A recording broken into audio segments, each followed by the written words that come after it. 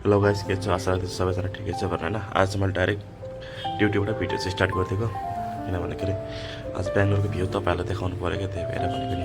किनभने चाहिँ यस्तो कुवास गिरेको छ नि, कसम भनेको यस्तो कुवास गिरेको छ अनि के भन्नु, अनि यताको त के देखेको छैन हाम्रो गाउँको जस्तै भन्ने कुरा।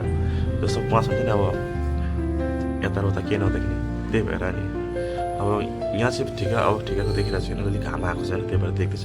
तर अब चाहिँ के भन्दाखेरि अनि यस्तो जाडो के भन्नु, फ्लाइट यताबाट त देख्दैन, यहाँ हेर्नु अब तपाईँलाई देखाउँछु कस्तो छ यहाँ हेर, कस्तो एकदम जाडो यस्तो के भन्नु, यताबाट त देख्दैन त्यस्तो कुवास झरेको छ।